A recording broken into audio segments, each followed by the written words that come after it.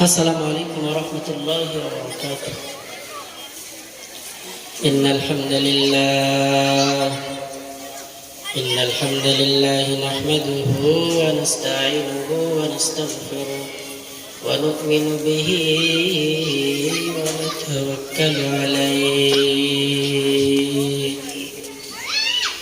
ونعوذ بالله من شرور أنفسنا ومن سيئات أعمالنا. من يهد الله فلا مضل له ومن يضلله فلا هادي له. أما بعد فأعوذ بالله من الشيطان الرجيم. بسم الله الرحمن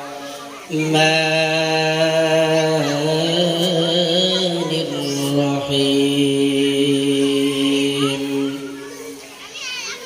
سبحان الذي أسرى بعبده ليلا من المسجد الحرام إلى المسجد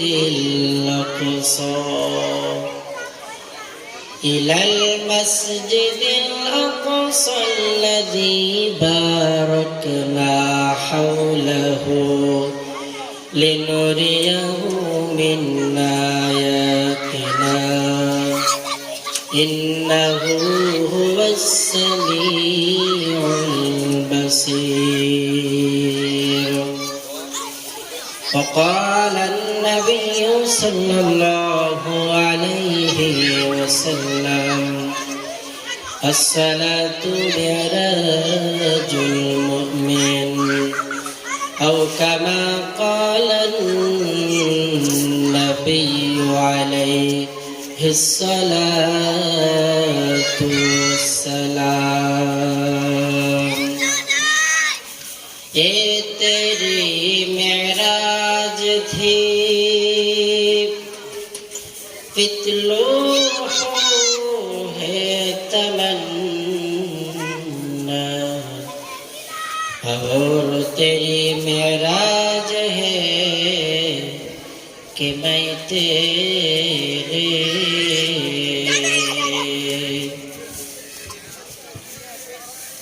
मेराज की हमारा नबी सबअ समावात, मेराज की हमारा नबी सबअ समावात।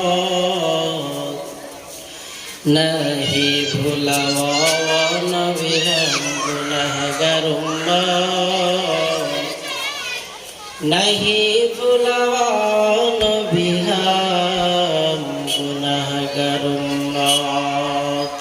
बलगल उला बिकमाली कशफत दुजा बिजमाली, हसनत जमीआ खिसाली सल्लु अलैहि वालिहि।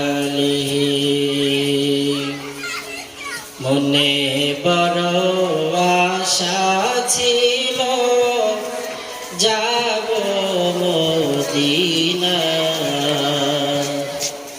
মনে বড় আশা ছিল যাব মদিনা।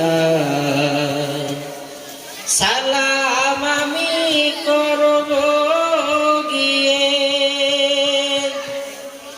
সালাম আমি করব গিয়ে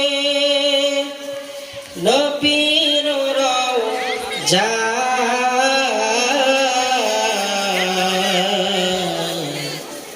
মনে বড় আশা ছিল যাব মদিনা, মনে বড় আশা ছিল যাব মদিনায়।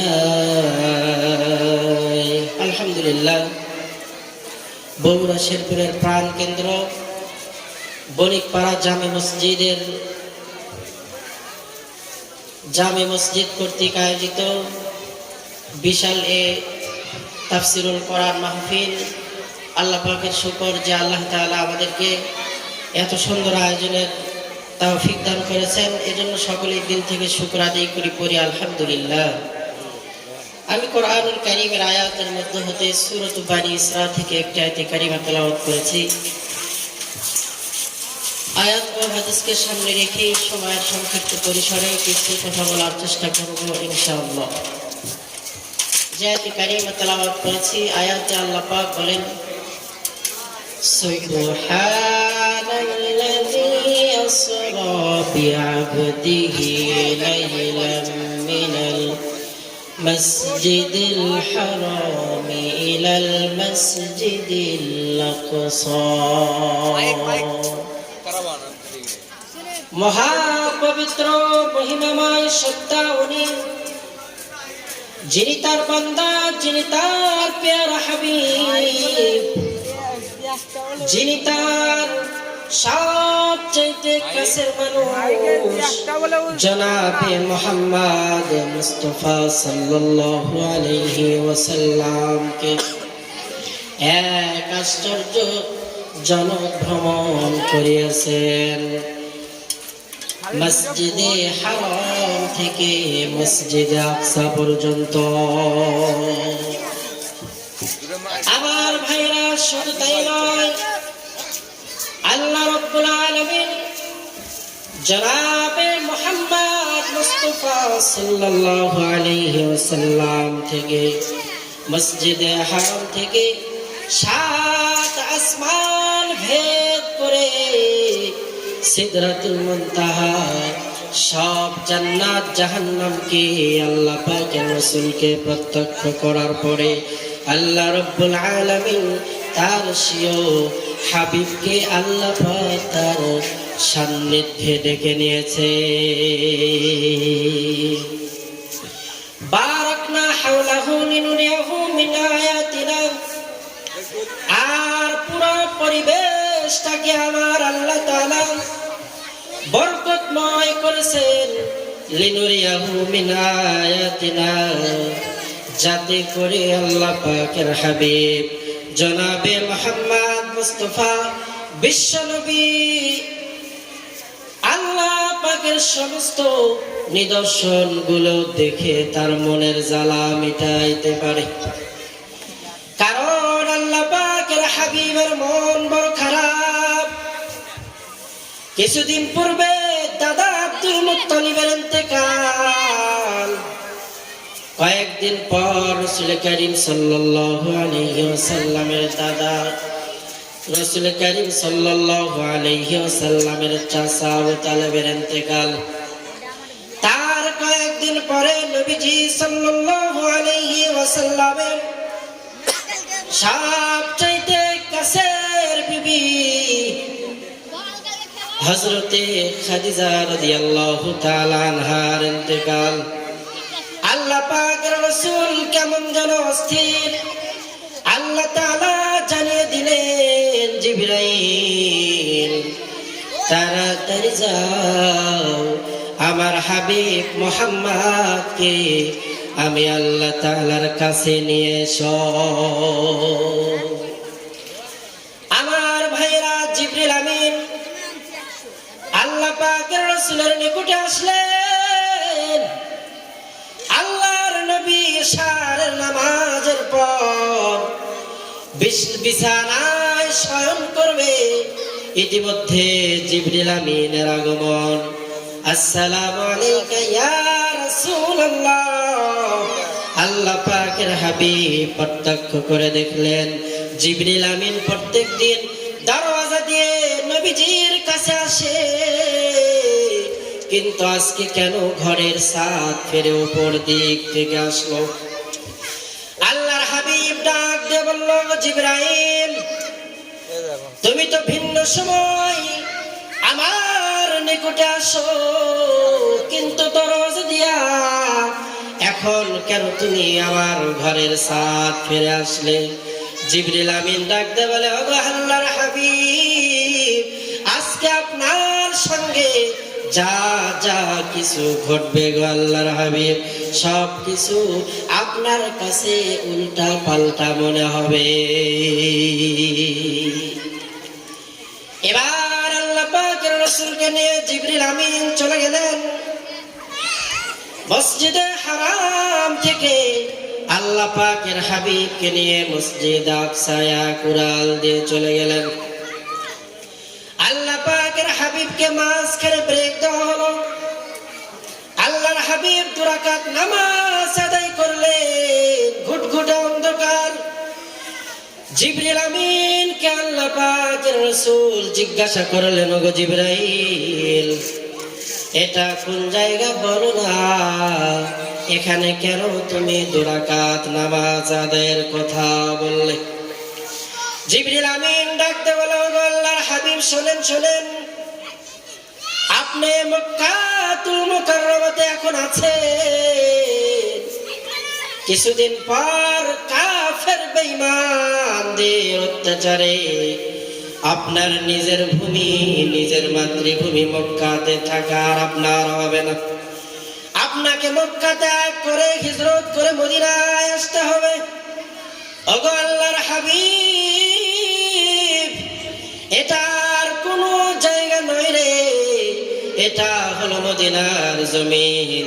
আল্লাহর হাবিবকে এবার মসজিদে আকসাতে নিয়ে যাওয়া হলো। সেখান থেকে ঘটনা সংক্ষিপ্ত আমার ভাইরা। আল্লাহর হাবিবকে এবার প্রথম আসমানের দরওয়াজার সামনে নিয়ে গেলেন জিবরিল আমিন। জিবরিল আমিন ডাক দিয়ে বলল, আসমানের দ্বার খিরে তাড়াতাড়ি দরওয়াজা খোলো, দেখো কে এসেছে। ভেতর থেকে আওয়াজ আসলো, আপনার সঙ্গে কে? জিবরিল আমিন বললেন, আল্লাহ পাকের হাবিব আখিরি জামানার পয়গম্বর মুহাম্মদ, তাড়াতাড়ি আসমানের দরওয়াজার চাবিটা দিয়ে দাও।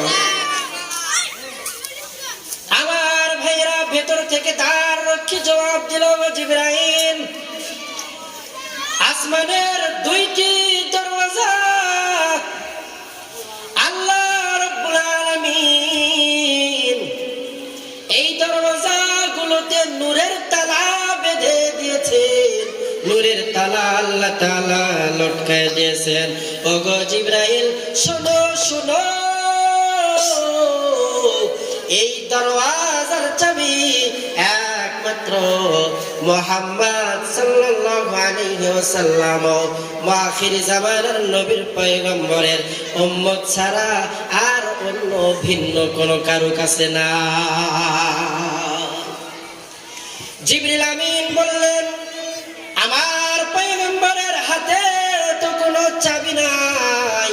ভেতর থেকে আওয়াজ আসলো, আপনি মুহাম্মদকে বলেন বিসমিল্লাহ বলে দরওয়াজার তালাতে হাত দেওয়ার সঙ্গে সঙ্গে আল্লাহ রাব্বুল আলামিন আসমানের দরওয়াজাকে ওপেন করে দিবে। সুবহানাল্লাহ বলে।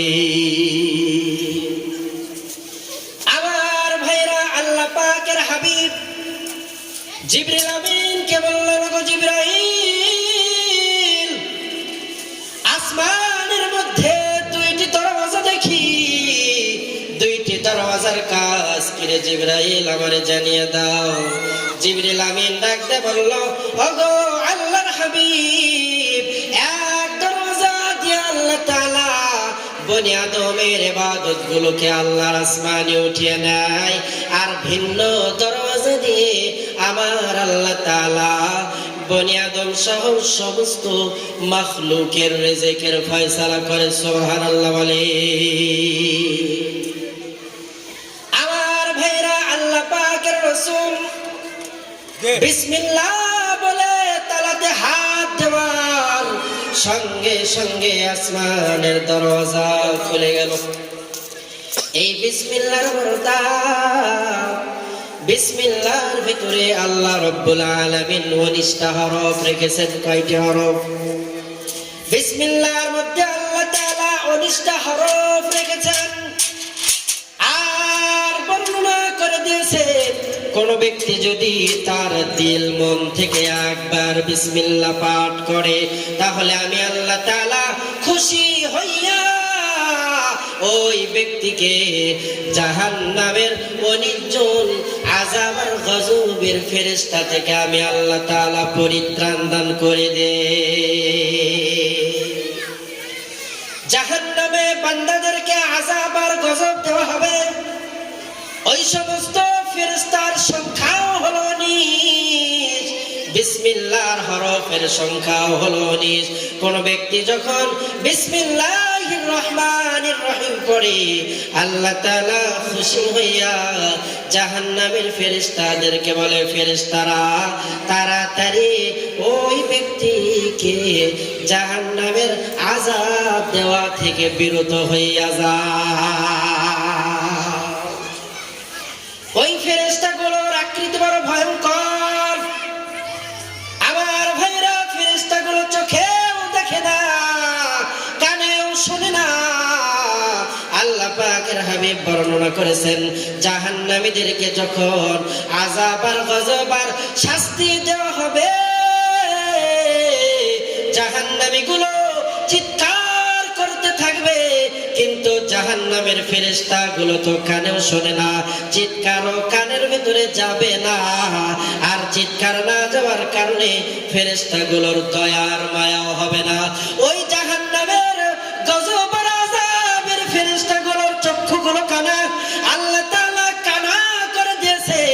আর বলেছে যাদেরকে আমি আল্লাহ তাআলা নামাজে পাই নাই, যাদেরকে আমি আল্লাহ তাআলা আমার ইবাদতের মধ্যে পাই নাই, যাদেরকে আমি আল্লাহ তাআলা রোজাতে পাই নাই, যাদেরকে আমি আল্লাহ তাআলা হজ ফরজ হওয়ার পরে হজ করেছে হজে পাই নাই, যাদেরকে আমি আল্লাহ তাআলা দান সাদাকার মধ্যে পাই নাই, ও জাহান্নামের ফেরেশতারে আমার ওই বান্দাটারে বদকারকে এমন আযাব দাও, এমন আযাব দেওয়া হবে, ওই আযাবগুলো যদি দুনিয়ার কোন মানুষ তার কর্ণকহর পর্যন্ত বসতো তাহলে বিকট আওয়াজের কারণে দুনিয়ার মানুষগুলো কানের তালা ফেটে ইন্তেকাল করত।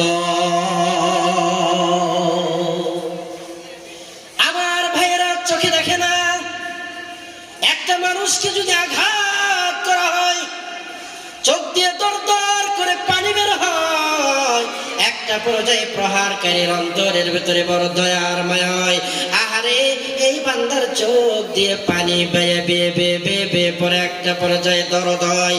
আল্লাহ তাআলা ফেরেশতার চোখ কানা বেঁধে দিলেন আর ডাক দিয়ে বলল, বান্দারে তোমাদের জন্য আমি রব এমন গজবের ফেরেশতা ওই জাহান্নামের মধ্যে নিযুক্ত করেছি, তোমাদের চোখ দিয়ে পানি পড়বে, পানি শেষ হয়ে যাবে, তোমাদের চক্ষু দিয়ে রক্ত বের হওয়া শুরু হবে, কিন্তু আমার গজবের ফেরেশতা তো চোখেও দেখে না, দয়াও হবে না। আল্লাহ তাআলা জানিয়ে দিলেন কোন ব্যক্তি যদি বিসমিল্লাহর আমল করতে পারে তাহলে আল্লাহ তাআলা ওই ব্যক্তিকে জাহান্নামের অনির্জন ফেরেশতার হাত থেকে রক্ষা করবে। এই বিসমিল্লাহর বড় দাম।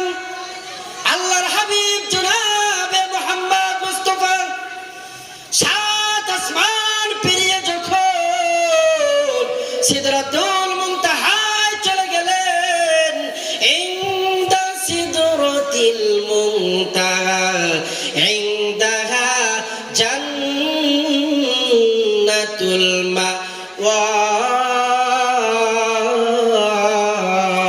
আল্লাহু আকবার বলে। জান্নাতের ভিতরে আল্লাহ পাকের হাবিব পৌঁছাইলেন। আল্লাহ পাকের কুদরতের নিদর্শনগুলো সব জিবরিল আমিন সঙ্গে থেকে আমার হাবিবকে ঘুরাইয়া ফিরাইয়া দেখাইতেছেন। একটা পর্যায়ে নতুন ফেরেশতার আগমন। ওগো আল্লাহর হাবিব, আমার ডানার উপরে আপনি ভর করেন। আল্লাহ পাকের হাবিব নতুন ফেরেশতার ডানার উপরে ভর করে বহুতর মঞ্জিল পেরিয়ে একটা বিশাল বট গাছের নিচে গিয়ে দণ্ডায়মান হইলেন। ফেরেশতা আল্লাহ তাআলার রাসূলকে ডাক দিয়ে বলে, ওগো আল্লাহর হাবিব, আপনি আবারও আমার ডানার উপরে ভর করেন। ভর করার পরে দেখেন ওই গাছের উপরে সুন্দর সাদা একটা গম্বুজ দেখা যায়। আল্লাহ রব্বুল আলামিন আল্লাহ পাকের হাবিবকে ওই গম্বুজের সামনে দাঁড় করায়া দিলেন।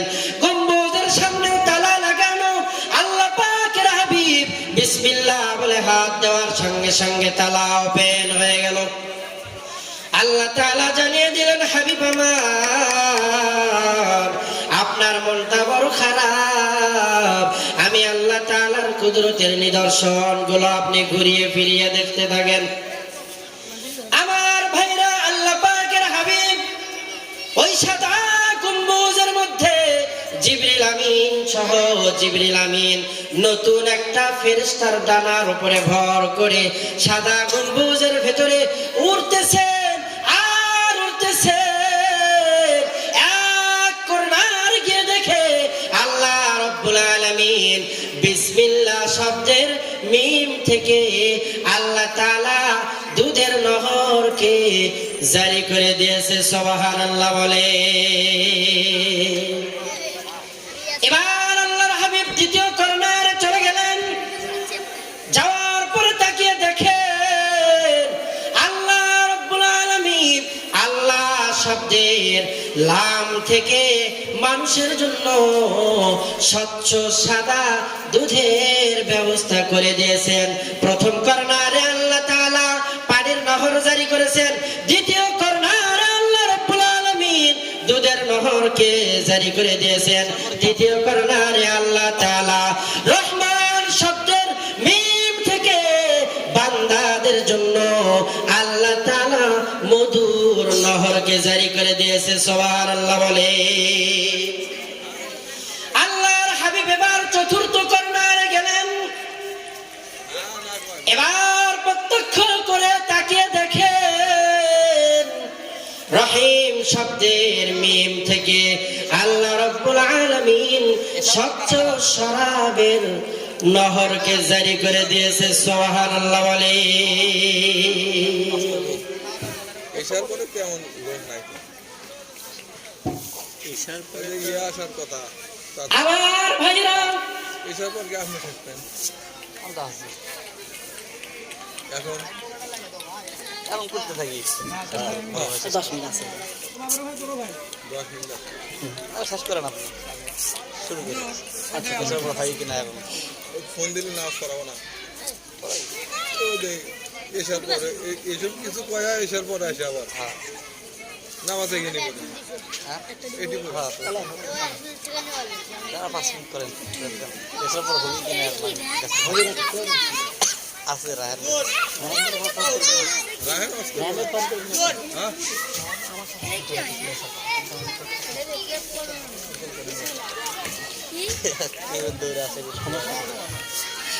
আলহামদুলিল্লাহ। সম্মানিত এলাকাবাসী, আলোচনা চলছিল বিসমিল্লাহ সম্পর্কে, বিসমিল্লাহর ফজিলত সম্পর্কে। আল্লাহ তাআলা মহাপবিত্র মহাগ্রন্থ পবিত্র কোরআনুল কারীমকে নাজিল করেছেন রমাদানুল কারীমের লাইলাতুল কদরের রজনীতে। কোরআনের সঙ্গে যার যার সম্পর্ক হয়েছে, কোরআন যার সঙ্গে লেগেছে, কোরআনের সঙ্গে যারাই সম্পর্ক তৈরি করেছে, আল্লাহ পাক তাদেরকে উভয় জাহানেই দামি বানিয়ে দিয়েছেন। এজন্য আমাদের মহাগ্রন্থ ঐশী মহাগ্রন্থ কোরআনুল কারীমের সঙ্গে আমাদের সুসম্পর্ক ও কোরআন দিয়ে আমাদের জীবন যাপন করতে হবে। আল্লাহ তাআলা কোরআনুল কারীমের মধ্যে বলেন, وَمَنْ أَعْرَضَ عَنْ ذِكْرِي فَإِنَّ لَهُ مَعِيشَةً ضَنكًا وَنَحْشُرُهُ يَوْمَ الْقِيَامَةِ قَالَ رَبِّ لِمَ حَشَرْتَنِي أَعْمَى وَقَدْ كُنْتُ كنت بصيرا আল্লাহ রাব্বুল আলামিন বলতে গিয়ে এভাবে বলেছেন, যারা নাকি মহাগ্রন্থ পবিত্র কোরআনুল কারীম থেকে তাদেরকে দূরে সরায় রাখে, মহাগ্রন্থ পবিত্র কোরআনের নসিহত থেকে নিজেদেরকে বিরত রাখে, আল্লাহ রাব্বুল আলামিন ওই সমস্ত ব্যক্তিদের জীবনে হতাশা দেন, ওই সমস্ত ব্যক্তিদের জীবন থেকে আল্লাহ তাআলা সুখ শান্তি উঠিয়ে নেয়। আল্লাহ রাব্বুল আলামিন বলতে গিয়ে আরো বলেন, ওয়ানাহশুরুহু ইয়াওমাল কিয়ামাহ। শুধু এখানেই শেষ নয়, আল্লাহ তাআলা কিয়ামতের দিন ওই সমস্ত ব্যক্তিদেরকে অন্ধ করে কিয়ামতের ময়দানে উঠাবে। ওই সমস্ত ব্যক্তিগুলো তখন আল্লাহ তাআলাকে বলবে, ও আল্লাহ, قال رب لما حشرتني أعمى وقد كنت بصيرا। আমরা যখন দুনিয়াতে বসবাস করতাম, আমাদের যখন দুনিয়াতে পাঠাইছিলেন, আমরা তো আমাদের চোখ মোবারক দ্বারা সব দেখতাম, কিন্তু এখন কেন আমাদের চোখটারে আপনি অন্ধ করে এই হাসরের ময়দানে উঠাইলেন?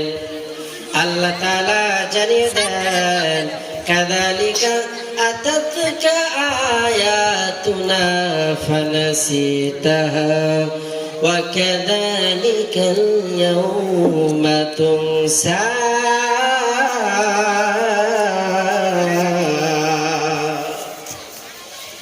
তোমাদের চোখগুলোকে আজকে এই জন্যই অন্ধ করে দেওয়া হয়েছে।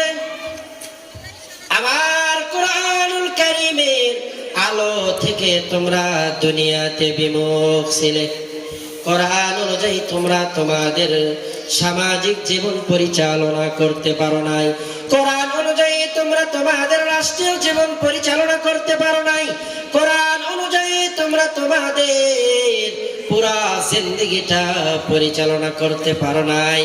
এই জন্য কোরআনের বয়ান শোনার পরেও তোমরা যেই রকম দেখেও না দেখার ভান করতে, আমি আল্লাহ তাআলা এই জন্য তোমাদের চক্ষুটারে আমি আল্লাহ তাআলা কিয়ামতের ময়দানে অন্ধ বানিয়ে উঠিয়েছি।